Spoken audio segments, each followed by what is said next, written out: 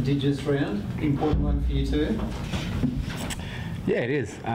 You know, I like playing in Indigenous Round. I look forward to it. It's a fantastic round to play in, and like I said, I like getting up for it. What about you, Charles? What about me? Yeah, just playing Indigenous Round means a lot. I guess recognising the past and present Indigenous players, and yeah, no, I'm looking forward to it. It's always enjoyable with the pre-game and stuff, so I don't really see much of pre-game, but apparently it's pretty cool, so looking forward to it again. What about the jumper? It's a fantastic design. A Ghana elder, Alan Sumner, it's woking the crow spirit, so it's got the shield, we've got the spears, and if you haven't heard the story yet, jump online because it's a fantastic story. It's talk about the Ghana people. It's more about going to war or going to battle. You've lost Kirtley for this week, showing you what you do. Yeah, actually spewing to lose a brother. You know, he was really looking forward to playing an Indigenous Round too. So yeah, it's a bit disappointing, but we'll get behind him and hopefully he can get back in a couple of weeks. Eddie, I think the last couple of years you've kicked goal of the year wearing the Indigenous Guernsey. Aiming 3-peat? Yeah, that's something really special that I hold dearly to me because, as you said, the last 2 years I've won goal of the year. Down in the left-hand pocket, just two different types of goals. So I'll ask you a question. If I'm in that pocket this week and you had the ball, what would you do? Go for it. Kick me the ball. That's what I'm going to tell the boys. If I'm in that pocket, kick me the bloody ball. Is that the instruction to everybody? Yes, it is. Only in that pocket though. So. What are you going to do to beat the one you kicked last week though? Oh. Through your own legs or?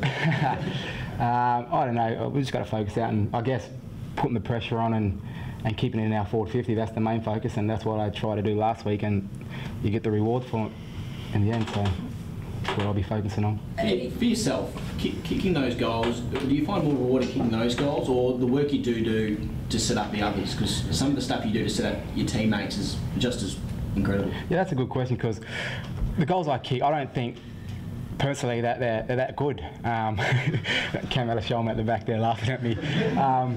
But you know, the people around me said, how do you do that? And I just think it's not that good, to be honest. But I do enjoy passing it off. You know, I kicked one to Huey for his first goal, and I had young Jordan Galuch running it towards me with his eyes wide open. He wanted that ball, so had to give it to him for his first goal. Eddie, you spoke about how special and important Indigenous Round is for you. What did you mean by that? Why is it so important for you? Obviously, there's two important things that I get out of it. Is one, the AFL is a great platform to stamp out racism, and the second is, you know, in a short week you can learn about Indigenous culture. If you don't know anything about Indigenous culture, this is the week you tune in, and you know, as we've seen in the past, you know, racism is still out there, and we've got to stamp that out of the game. And this is a great week to learn about it. If you don't know anything, I'm still learning too, because you know, all the other teams, there's a lot of tribes, different stories, and if you look at the jersey, you know, there's a different story to each jersey in the AFL. So like I said, I'm still learning about all the different tribes that's out there. You've been quite an influential leader here for the Indigenous boys. Are you still having weekly dinners with the boys? Yeah, we have mob nights. They all really know what they need to bring. Charlie, what are you on? Not sure. Salads, I think. Salads, he's on salads. I'm not sure. Who was it? Cam Alice Yeoman's on drinks. I provide the meat. Kirtley's on lollies for after we finish the dinner. So they all really know what to bring, and we just have a nice feed and relax and tell yarns and have a good time, to be honest. How important is it to have something so often like that? It's very important, but like I said before in the past, that these young guys do a lot for me and my family than what I do for them, because we have no family here or in Adelaide. Most of them are based in Port Lincoln, and my mother's based in Kalgoorlie. So, and all my wife's family, Anna's family, is based back in Wangaratta in Victoria. So we got no family, and this is my family. So they do a lot for me than what I do for them. Eddie, talk about your family. There's a little video of the kids running through the banner. Talk us through that. Well, Louis is going to be a mascot this week. There's 22 mascots that we hold hands and we walk out with, but they don't get to run through the banner. I told Louis, you're not running through the banner, you're going to be pushed to the side before you run out through the banner. He was very upset by that, so I had to make a banner at home, put on the music, and little Billy was loving it, running through. But it was good. He wanted to run through a banner, so I made one. Made one for him. Hey? Will he hold your hand? Nah. No? He wanted Charlie Cameron. He actually said Brodie Smith, but I asked him the other night, and he said, "Nah, I want Charlie Cameron." Charlie, how have you seen your form this season? Well, it's been a bit ups and downs at the moment. I think the first game was one of my good games, but yeah, just trying to have that consistency, just backing it up each week. So I'm looking forward to backing it up again after last week. Have you played less midfield time the last few weeks? Or? No, I've been playing more forward last few weeks. So I was looking forward to playing up the mid, but so they just kept me forward on the weekend. So yeah. And body-wise, everything's all right? No, everything's all good. I just had the groins, but now I've just done my rehab and stuff, and everything else is all good. So just got to keep on top of that. Did the side return to form last week, or is it hard to get a read given the Lions are clearly struggling? Oh, we had a focus going into the game that we wanted to work on a contested ball, and I think we got done in the first quarter, but like I said, good sides will put us away if we don't bring that in the first quarter, so we end up coming back and then end up winning the game by 80 points. But like I said, good sides will put us away, like North Melbourne did, if we don't stay on top of our contested ball and play it in our half. We've still got a lot to work on. Yeah. Our first quarters haven't been great, so. Talk us through that, Ed. And that's just winning that contested ball and tackles in that first quarter, and it comes down to mindset. So, you know, everything we're doing before game is switched on, and I guess when we get out there, it's just that mindset, that first 5 minutes. And, you know, being 6 and zip at the start of the season, teams come out and they want to hunt you. And I guess, you know, started from North Melbourne and Melbourne, they come out and they hunted us, and we weren't ready in that first quarter. So it's like, you know, when you get in a fight, you don't want to throw the first punch, but as soon as you get hit, you retaliate even harder. Does it feel like that the first quarter you're sort of easing into it, then all of a sudden you get hit and you're down by a couple of goals, and then you've been steamrolling? Yeah, well, we looked at the last couple of weeks and we've been reacting instead of acting. So, you know, the teams are getting their hands on the ball first and winning that contested ball, tackling harder.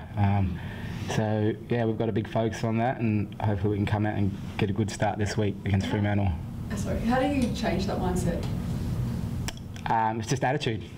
You've got to have the right attitude, and it's just winning that ball. You've got to be in harder and get it going forward, and then we're going to lock it into our half and hopefully score. So, but we've just got to win, like we said, win that contested ball, mindset, attitude, and get it going forward. Is there anything you look at, I guess, in your warm-up or your pre-game prep as well that you've, I guess, tried to change over the last few weeks to try and, I guess, arrest those slow starts? Not really, because we've tried to have the same, you know, warm-up for the whole season, because we've started pretty good. So we don't want to change something that's been good for us for the first 6 weeks. So you know, we've always been relaxed. Maybe we've been too relaxed. I don't know. So we'll see what happens. Charlie, just back on, you said you spent the last couple of weeks more time up forward. Is there a reason for that? If it's not injury related?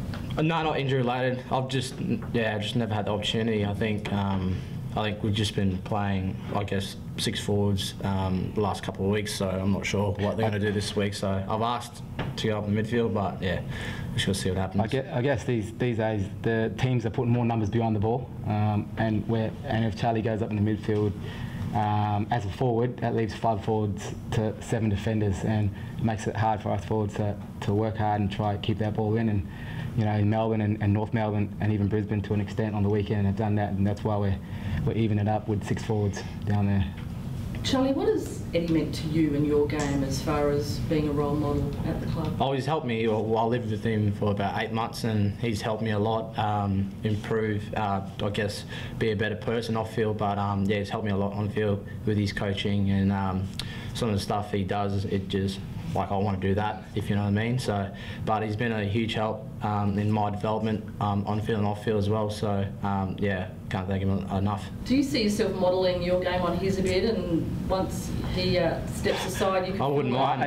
I'm not that quick, so yeah, I wouldn't mind making goals of the year, but try my best. But the stuff that he does is more about what he does before he gets the ball, his pressure and stuff. So I'm more defensive minded, and he's also more defensive minded. But when he gets the ball, anything can happen. So, but I guess I'm trying to get some modelling. But yeah, he's unbelievable. Eddie, if those goals aren't that good, what is good? Pardon? So, If your goals that you've kicked, you say aren't that good, what is good? I don't know, to be honest, because a lot of boys saying you're pulling that out of your backside. No, they just go in, to be honest. And I seriously, honestly, don't know how they go in. And I just think it's normal because I've been kicking goals like that for a while, I guess. And I'm not being arrogant or anything, but yeah. Everyone else says it's good. You know, my wife actually said that's probably one of the best goals you've kicked, which I don't think so. My son loves them, so I get the tick from Louis and Billy. Do you practice them? Yeah, we do. If you watch on Instagram, I've got a long hallway, and I do practice a lot at home with Louis. We dribble along into the doors and try. He actually beats me, you know, most of the time. And I do practice them out on training. You know, people say you fluke them, and how do you do it? I do a lot of work on them at training, but first I would go have my routine in front and do the set shots, and then I'll go to the boundary and have snaps. And before games, like during the warm-up during the game, if you watch, me and Charlie are always having our shots in front, and then we'll go to the boundary and have 10 shots each side, just so we can get used to it. Last time Freo came here, they were shocking against Port. How have you seen their form since then? They're one of the bigger improvers. Yeah, they're playing some fantastic footy.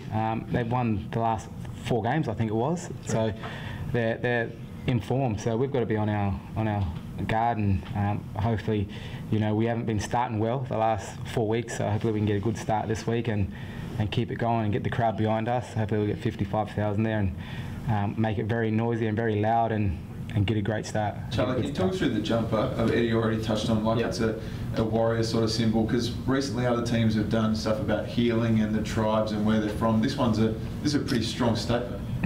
I guess so. Well, we want to come out and represent this jumper the way it's been told. So hopefully, we can, or we should come out with the warrior mindset going into the weekend. So it's a pretty good jumper. I reckon it's getting better every year.